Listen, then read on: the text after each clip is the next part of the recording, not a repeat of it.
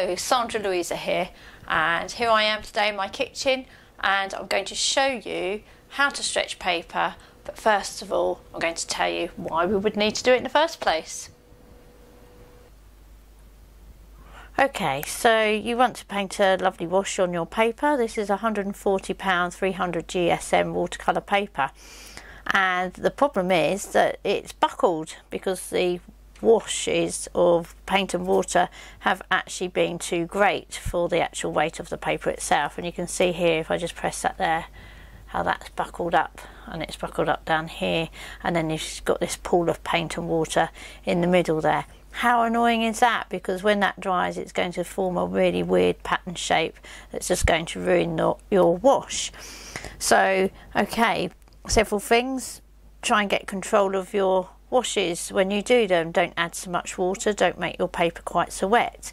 Secondly, you can stretch your paper, and that will really help too. It will reduce the risk of it buckling in the first place. So I'll show you now how to do some stretching.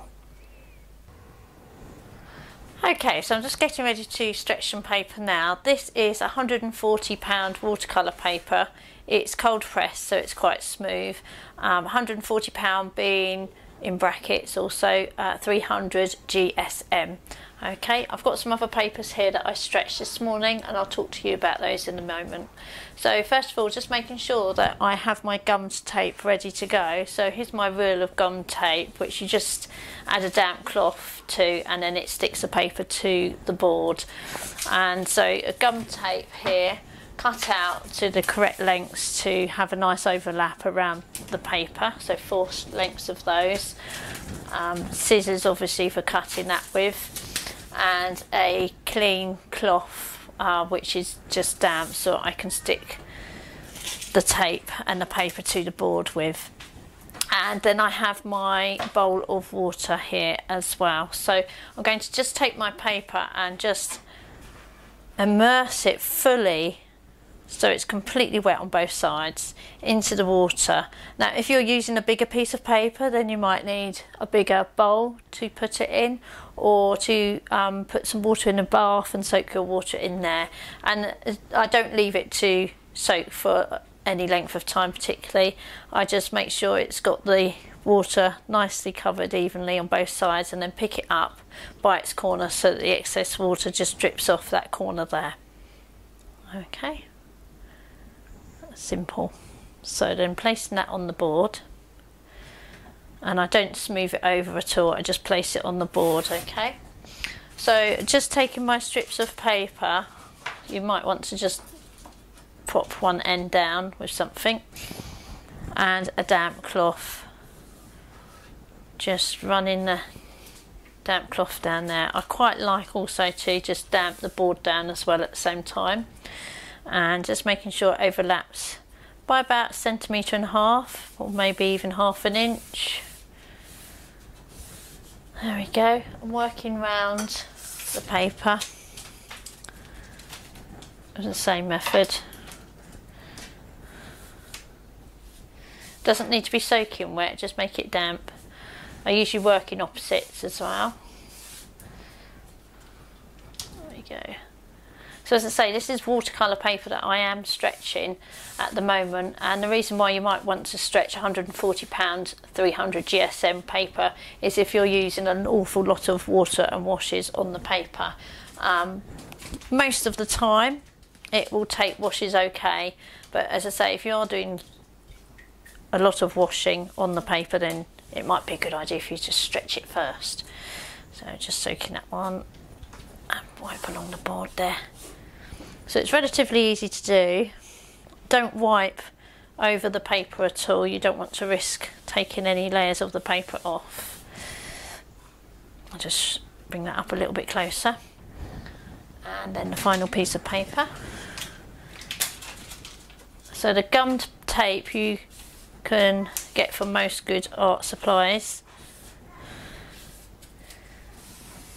There we go.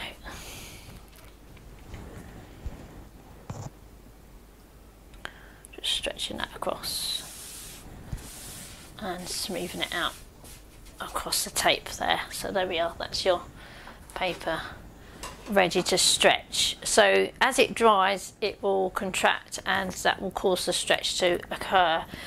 What you don't want to do is you don't want to leave it anywhere where it's excessively hot and sunny. So just leaving it flat in a cool room, drying at air temperature, at room temperature, maybe for a few hours or even overnight, and that should be fine. So these ones I've stretched this morning, and these are different types of paper. So in my poor days as a student artist, I couldn't always afford to go and get lots of watercolour paper. So I would use sketch paper from out of a sketchbook and cartridge paper, which would be stretched. So this is cartridge paper, it's 110 GSM, and as you can see it's stretched perfectly fine, no tears at all. And the paper over here, unbelievably, is photocopier paper, which is 80 GSM.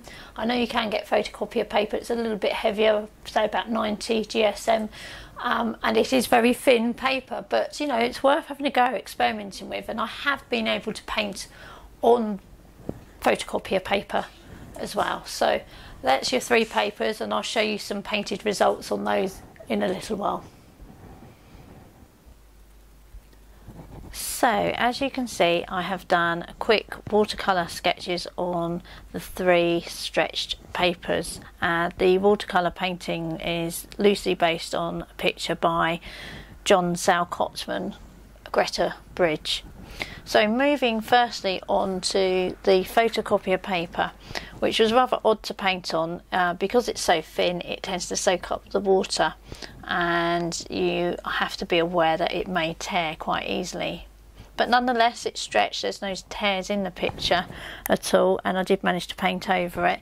The paint doesn't move greatly or blend easily on the paper, but I did actually quite like the translucencies and the brushwork which remains as you paint it, so I quite like that effect. Secondly is the 110 cartridge paper, and that stretched incredibly well and was rather nice to paint on. Again, it moves around fairly easily on the paper, not as easily as on the watercolour paper, and I do like the fact that we do get some blends going in there with the wet into wet and some nice effects in the sky as well, and I did do some wet on dry as well as wet on wet, so that was rather nice actually to paint on and works perfectly well. So lastly is the £140, that's 300 GSM watercolour paper, which I stretched and did a great job. I mean, I made sure I had quite a wet sky here, and we've got some great blending with the wet into wet sky there, which I really enjoyed. I love that effect, and some nice bold colours, easy to get the paint on there with this watercolour paper. So, and there's no buckling at all with any of the papers. As I painted with the photocopier paper, it becomes quite loose, but as it dries fairly quickly again, it tightens up again. So the end result is that none of them have buckled, and I think sticking to the professional papers, the watercolour paper does give the best result. 110 GSM cartridge paper is perfectly fine. Why not try it? And if you really want to experiment, have a go and see what other papers you can stretch, whether it be pastel paper, different thicknesses and weights, and why not even try some photocopier paper. But do remember to dry them so that they're laying flat and out of direct heat or sunlight. Well done. So, thanks for joining me today. Hope you enjoyed that and found it interesting. Why not head off to my website where you'll find info on classes and online courses and e-courses. It's www.sandralouisaart.com. Thanks.